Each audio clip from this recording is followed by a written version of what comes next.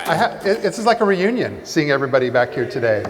But no, what I want to be able to talk about, by the way, this is a brand new presentation that I put together, and you'll see on the schedule it said, I Love Gay Today. And what we were initially going to do is talk a lot about that show that he was talking about, because we created the show interviewing various folks, especially in the travel world, and just trying to figure out and kind of get their story as far as like how they adapted during the pandemic, and where do they see things going, and where is their hope. But that whole thing is kind of adapted and grown, but all of it fits into what I'm going to talk about here today, which is like more of an overview of like LGBT marketing and the digital space.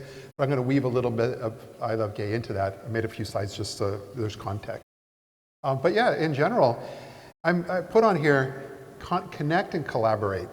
And if you're ever wondering what goes on in my head, like those are the two key words right now, which is back in the 90s, I got very excited. The internet comes along, I created a website for the LGBT community, and it took off. But that was the very first time that we were connected in such a way that we've never been connected before. The internet, that was, and especially in 95, it was before Google and Amazon, but everybody could see the potential of where this was going. And I will tell you all that I have not been as excited since the mid-90s for a direction we're going as much as I have been over the last few years. And it's because now we're not just connected, but now we're collaborating. Now there's all these tools that are available to us.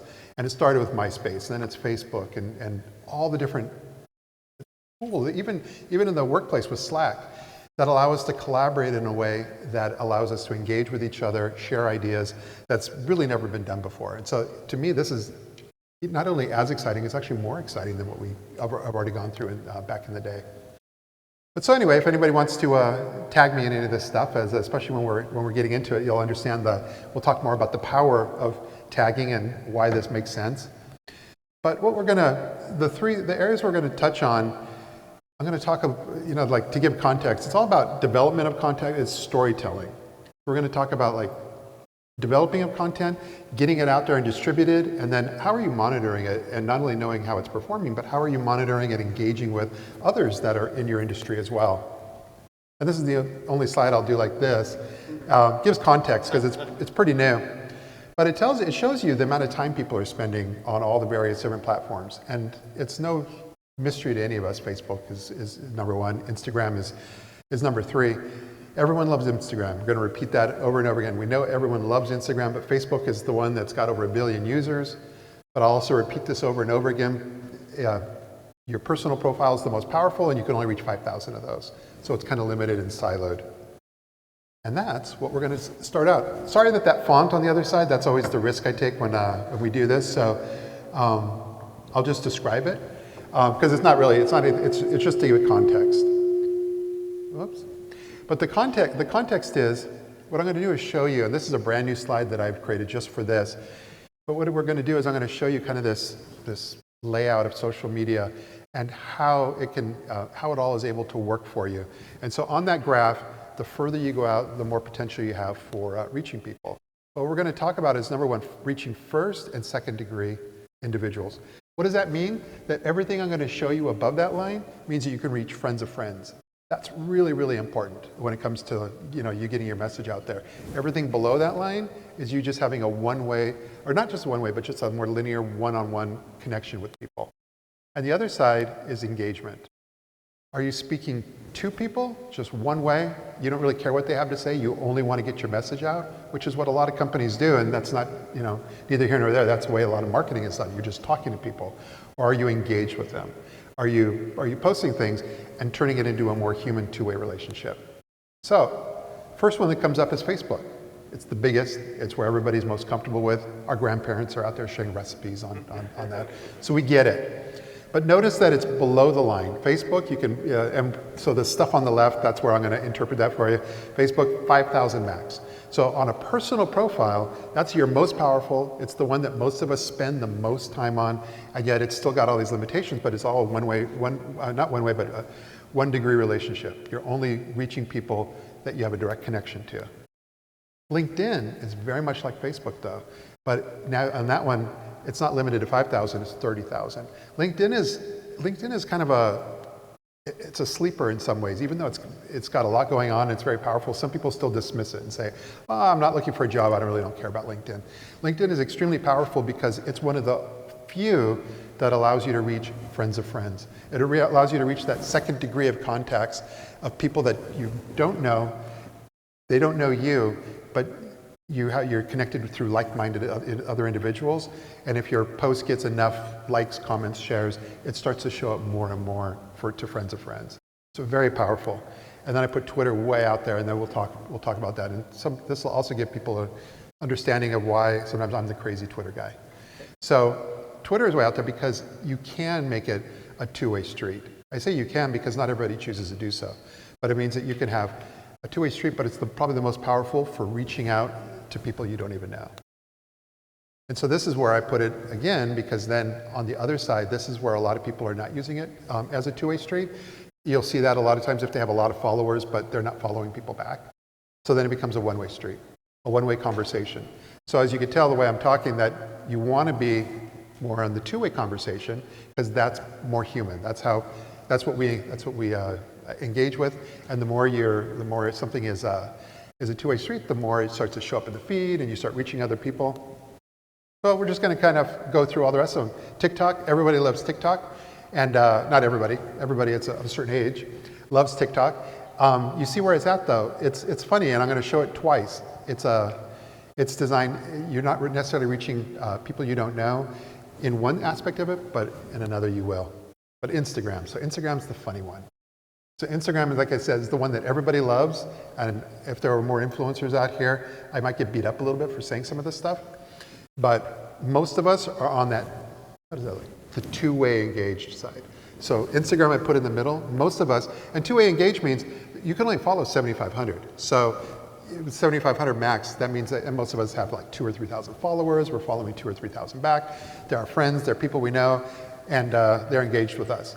But if you're a celebrity, or if you want to make this work for your business, or you're an influencer, you've got to have much more than those 7,500 followers. So now you need 10,000, 20,000, 100,000. So now you're going to move more into the other side of the one-way speaking relationship. So it goes both ways. What's funny is that, oddly enough, here I am, and then this morning I'm on Instagram, and they basically are saying you're wrong on that. No, they didn't. But they have something new. I don't know how many of you have seen this. They made it so that you can actually see posts of people you're not connected to. They made it so that if you're friends of friends, that they, like half the things in my feed were like, this person liked this one, you might like it too, and you could follow. That's brand new. So they are, and Instagram's interesting because Instagram, Facebook, they've been trying to copy Snapchat and elements of TikTok, and they've done well with it, whether it's Instagram Reels or Stories. Stories are amazingly powerful. But I put Instagram in that little spot because it can go both ways. It could be smaller for most of us, and it's engaged, or it could be far more powerful, but a one-way street, and it's mostly a celebrity style. So I'll just hammer the rest of these out. Instagram has another personality, which is when you use a hashtag, you can actually reach people you don't know. And same with TikTok. TikTok, they have two lives. One that's people you're directly connected of, discovery of things that they put out on the feed. And I've been having fun with that. I'd never really played with it, but I started creating videos and putting them out there, and some of them get like 20 views, and some can get like 500. And it just depends on that algorithm picking up and saying, oh yeah, people seem to like what you're posting. And Facebook groups. Facebook groups are very powerful. They allow, and that's kind of more recent, they allow you to reach people you don't know. But they're not a two-way really. It's more of just you posting, but you're reaching people you don't know. And the one that's this area is the least powerful. Your LinkedIn groups, your LinkedIn business page, and your LinkedIn and your Facebook business page. And this has been the conundrum of most of us, is that here we are, we're posting all this stuff on our Facebook page. You got 100,000 followers maybe, but it's not really performing very well. So, and it's because it's in that section of my little chart there. It's just not designed to really be able to perform unless you pay them. Unless, of course, there's always a few that have bucked this trend and they actually log in, they change their identity, they become their business page, and they start engaging with others. They turn it into a two-way street. It's not too many of us do that, but for those that do, it works well. So I circle back to this, and that's why my takeaway here is that if you want to have the most powerful content marketing machine out there, it's in that zone. LinkedIn and Twitter are probably the two most powerful in terms of if you turn it into a two-way street, you're engaged, you put just a little bit of time into it, you can get that to then start reaching friends of friends. Does that all make sense so far? Yeah. Okay, good.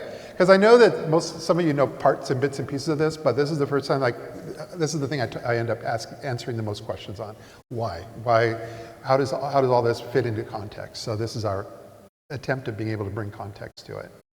And that's and that's why I was saying, this is the slide I put in there that weaves together I Love Gay and I Love Gay Today. So that's what we do as a business. What we do is we've got these profiles that are all designed to be able to kind of play in that field, primarily on Twitter. But with 500,000 followers, you can just imagine that if you're 500,000 followers in that middle ring, now you start realizing the potential on that outer ring. And the outer ring is millions and millions and millions of people you're able to reach.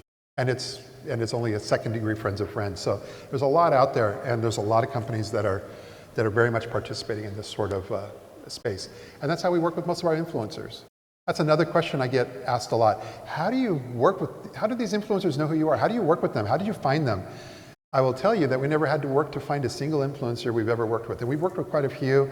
We've gotten hired by destinations to bring them as a group and do campaigns.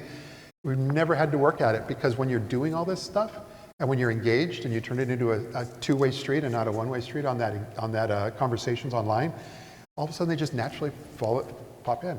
And so some of the folks that I know are going to be here, and I guess we'll see tomorrow night, a couple of men and a few others, that they're all out there, and we just met them through primarily Twitter because they're far bigger than we are. And when they post something, they'll get hundreds, if not thousands, of likes and so forth. But we're all in that same sandbox, and we're able to work together and engage with each other. And I say all that because that's the part that you can too. So if you're ever wondering, how do you find some of these folks that you want to work with for your destination, you just start doing that more and more and spending a little bit of time in the world of #gay travel and so forth. And you're going to find that these folks are going to start finding you. So then I always just say, a big part of that is just how do you make that work? Structure. And you just make sure that these are just simple, tweets that also look the same on Instagram. It's just making sure your structure is always there, that you're posting and using the @ symbol, you're connecting up the people you're talking about, you're using the right hashtags. When you do all that, that starts to really make it so that you're tapping into, if you tag in any of your posts J-Lo and Barack Obama, and you do a lot of people do this, or they'll put in Advocate magazine and they'll put in all the largest media. If they're not engaged with you, if you have no history working together, that falls flat. Nothing happens. People think something happens, but nothing happens. The algorithm, all that artificial intelligence that's built into what's going to show up on your newsfeed, only works when you're actually tagging somebody who you're engaged with. But if you're spending that little bit of time and you've got a history of engaging with the influencers and the local LGBT chambers or whoever it is, in this case it was the Seattle LGBT Chamber and working with Visit Seattle, when you're engaged with these folks, then when you tag them in your posts, you start to tap into their networks, especially if they like and then they reshare your content as well. So that's the magic of how to make all this stuff kind of go from, it sort of works, it's simmering, into really being able to make it a powerhouse out there. And I just show this slide. It's really, that's how you get all these folks. If you can get people to engage with you, comment, like, share, that's the secret to how you're able to turn something that may not be working very well into something that works very well. And so, I show this, you can do the same with video. Those are videos, these are photos. What you always want to do, again, structure. Not only did we use hashtags and we use the @ symbol to connect up who we're talking about, there's a link. That's one of the powers of LinkedIn and Twitter and so forth that unfortunately you don't really see as much on Instagram, is that you have a direct call to action. You can drive them specifically to a landing page. And you can have up to 4 photos with that video. And I will tell you, number one, video as content is probably the strongest form of content that you can use today. And you always bring it down into whatever medium you're posting on. If it's Instagram on the feed, it's 59 seconds. If it's Twitter, it's 2 minutes. So how many have a Peloton? Nobody. All right, so this may fall flat. I thought everybody got a Peloton during COVID. So I show all this because, again, this is more of an overview. We're not jumping into the weeds and the details of it, even though you may argue with me and say you just did. But no, I typically got much more detailed. Cody's a celebrity now. He's a Peloton celebrity. Nobody really knew who Cody Rigsby was before, and he's gay. And nobody really knew who he was before Peloton and COVID, but now they do. But I'm using him as an example because it just gives you context as far as how things can work for you. So here's Cody. He's got almost 1 million followers, and he's not following much back. He could only have followed 7,500 anyway. He followed 2,000. That's great. So he's a celebrity. Now you see this post. He's promoting a product. And this is what a lot of influencers and celebrities will do. They'll promote a product. Now you see that within 17 hours, he had 6,000 people like the post. Okay, you're like 6,000, that's a lot. But this is a personal post he did around the same time frame, one day instead of 17 hours. Look, 106,000. That's what people engage with. So whenever you're trying to make things work for you online, you always have to I think this slide kind of tells that story very simply, is that you always want to figure out how can I make it so that somebody I'm working with, or if I'm promoting myself, and you take away the whole direct promotion, hey, here's this product and I want you to come buy it. And what can you do to really be able to make it that it's much more personal, much more, I use the word maybe too much more human, much more of a normal, engaged relationship. Because here's another one, he posted this 3 days ago and he only had 13,000. Now 13,000 is a lot. That's a success regardless for Adidas on those shoes. But you can see how it compares and you can see what people resonate with. So Cody's great, he's gorgeous, everybody loves him, but they don't always resonate with his paid promotional posts. So I talked about all that and I was talking about storytelling and getting your content out there through there. And that's essentially what the world we're in today. But what I like to show is that, and this is kind of zooming in on it, a lot of companies are realizing, and you're usually seeing this in campaigns now, whether on some of the largest LGBT sites, whether it's QueerT or Advocate and so forth, you're seeing that a lot of their campaigns are starting with storytelling first. And you see that through the video. So they're all creating video content, and you can watch and see the different styles they have and so forth. But from the content, then you're seeing the rest of the more traditional campaign spring from that. So you're seeing whether it was banner ads, email campaigns, or if they're doing, I was showing it here, just their mobile and social media outreach. But a lot of stuff predicates or starts with what is the story that they want to tell? And again, a lot of it is on video, and then where can they expand and go from there? And so, we talked about all those things, all those pieces fitting together. And so I would just, these are just the brief things.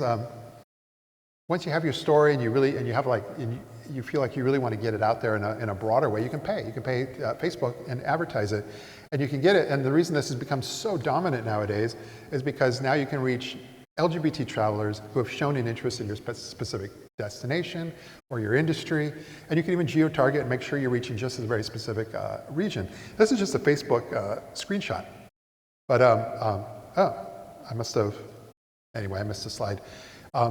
What I also was going to show on what I thought was the next slide was that you can also do the exact same thing and the same targeting on banner ads, on mobile campaigns, and video. So all elements of all those pieces that we were talking about all fit in with when you want to be able to take that storytelling from more of like a social media, organic, free place and take it into paid. But at the end of the day, it's that storytelling. You're starting with photos, content, or video, and you're figuring out how you're going to distribute it, whether it's just social media, organic, free, putting it on your website, or are you going to pay and do some paid posts? And then how are you going to know it's working for you? And not only are you looking at, is it working for me, you can, the tools available to you to be able to really know, drill down and figure out how many people saw what, how well did that hashtag do. But also when you're in that monitoring and your performance mode, you're also kind of paying attention and engaged with others as well. Like who's actually, that's where I was showing the one about monitoring who's sharing your content. And then that way you can kind of stay more in touch. That's again how you end up working with more influencers, because you're sharing their content, they're sharing yours. And this is typical. These were snapshots of real campaigns, but for budgets that are like $500 that you're applying towards Facebook. And this is the part that I removed from the presentation, was how do you create these audiences and so forth. I kind of try to get out of the weeds and allow, because in fact I also know most folks seem to know how to do this.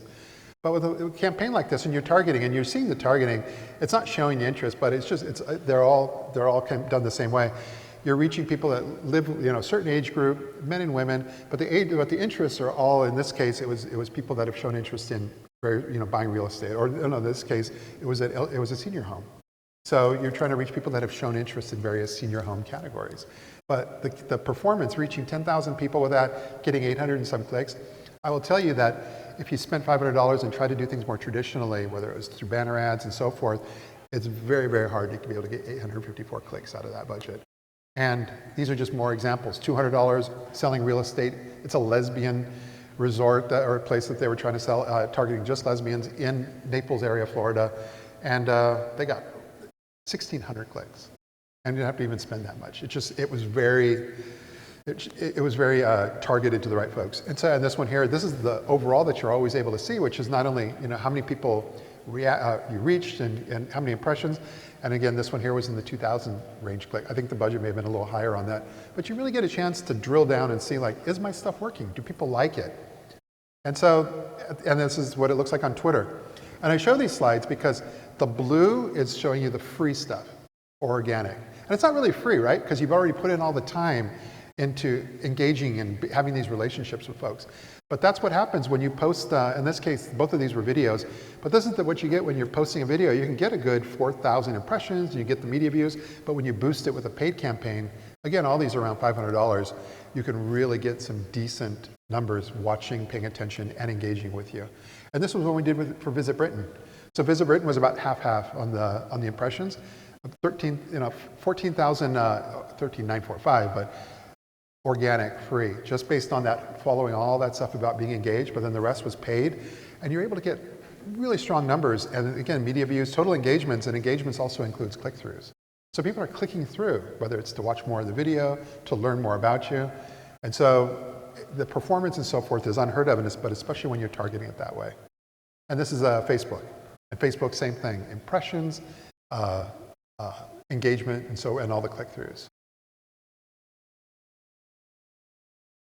And so that's it. That's where everything we've talked about so far is all about, like again, trying to look at where should, I have a story to tell, I want to get the content out there, and where should I place it? And so if you had any questions or even wanted a copy of it, this presentation is not at that link yet. This is a year older presentation's at that link. This will be there in October when I finally go home and I'm able to create that and put that up. So, but in the meantime, just feel free to email at any time with any questions. And did anybody have any questions here now? Yeah. Is there a social media platform with pay-to-play that's the best bang for its buck? Yeah, I think pay to play, biggest bang is always Facebook first, because Facebook allows, they know more about us than sometimes we know about ourselves. And so you're able, I always say, start with Facebook, craft the audience. Don't just boost a post, but craft an audience. And they have an audience manager, and you're able to go in and say, I want to reach, again, travelers who have shown a specific interest in not only just your destination, but maybe surrounding areas, or things that are more surrounding, but similar themed. And if you were in Sonoma, that would be wineries. So you look at all those things, but the more you experiment with targeting, you could play around with $100, $200. You can micromanage it, and then whatever you learn from that, you can then export that same knowledge to Twitter, LinkedIn. But LinkedIn's expensive, so I do almost everything organic, just free on LinkedIn. But then banner ads. On banner ads, you can work with the agency, and they can do the exact same targeting. They can reach, because there's all this data out there, and all that data is able to layer on top of your campaign, so you can reach people that are on LGBT travel sites or LGBT sites that have shown an interest in adventure travel, cruising, and you can actually layer household income on top of that as well. So there's a lot of opportunities when it comes to, now you're not reaching a large number, but you're reaching a much more qualified number. Does that answer your question? Yeah. Joey.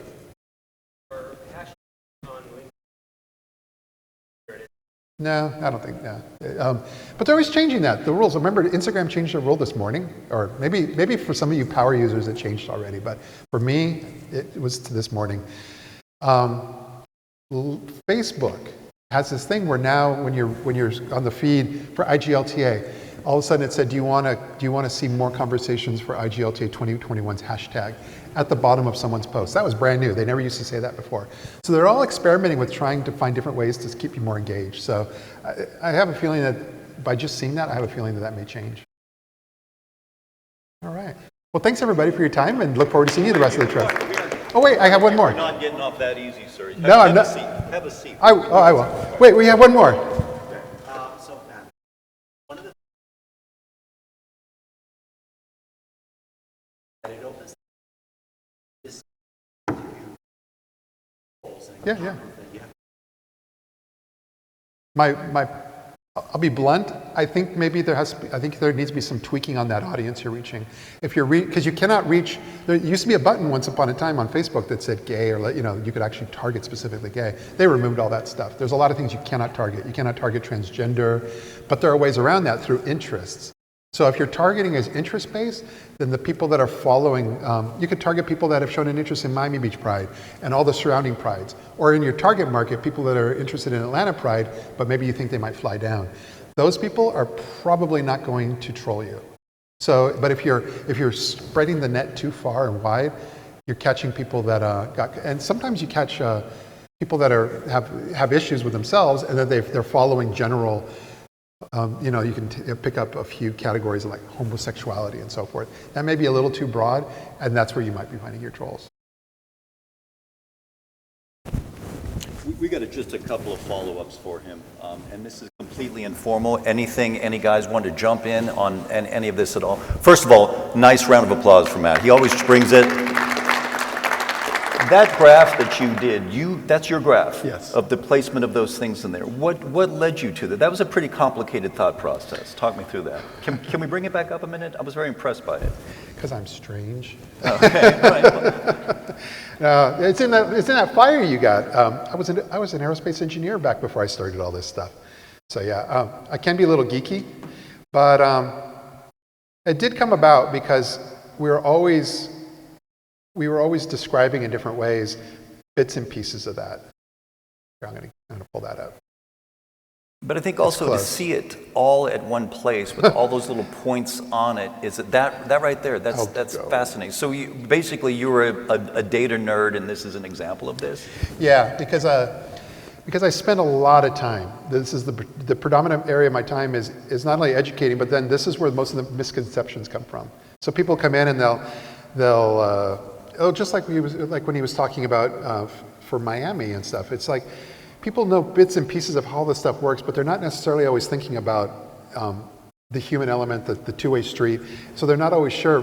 Twitter is the most misunderstood thing, I think, out of all, because people say it's all screaming politics and I don't want to be there in the middle of all that. But what ends up happening is that when you start spending more time on it, you'll find that there's like almost every LGBT organization out there is using Twitter as, I would say, their predominant method of, whether it's Lambda Legal, whether it's GLAAD, whether it's your local LGBT chamber. I can give you the long list. That is their communication tool. Perfect segue, because this is my next question for you. I'm going to read something from online. The question is, what is Black Twitter? The answer is, define Black Twitter as a network of culturally connected communicators using the platform to draw attention to issues that concern them and their communities. It's the culture we grew up with. It's the culture we experience in our lives, in our school, the workplace, with entertainment. And you see the conversations coalesce around specific cultural moments. I always explain to people that Black Twitter doesn't have a gateway, a secret knock. It's not a separate platform. It's all in the way that people use the platform to draw attention to issues of concern to the Black communities. Is there a gay Twitter? Oh. And if so, talk us through what gay Twitter looks like. Yeah, very much so. And I would even say that there's been a migration, and there's been a migration from, first you'll find that almost all the Instagram influencers have found that, wow, I can expand my audience over there. So they've moved over, and you'll see that because all the photos are, How do you find gay Twitter? Is it hashtagged out, or what is? Oh, no, it's just, I don't think there really, I mean, there are hashtags that people, but in general, no, there's no one unifying force for all that. But there is when you're spending time and if you're interested in looking at a lot of influencers, or I will tell you the OnlyFans world, heavy on Twitter. The Tumblr world that got shut down, heavy on Twitter. Now that's just one aspect. Then all the organizations and so forth. So in many ways, there's massive amount of LGBT content, including when there's Pride. So when there's a Pride festival, you're finding a tremendous amount of user-generated content. But what's different about that from Instagram into Twitter is that on Twitter, you're able to see a lot of stuff that from people you're not connected to. It just shows up very easily on your feed, while in other places Sure. you see more things direct. And I mean, it's interesting because I've heard people refer to Black Twitter. I've never heard anyone refer to the phrase gay Twitter before. You know what? If you wanted to do a campaign to reach the transgender audience, if any of you have tried, you probably know, there's very little in terms of there's not like a transgender publication. There really are not a lot of transgender websites.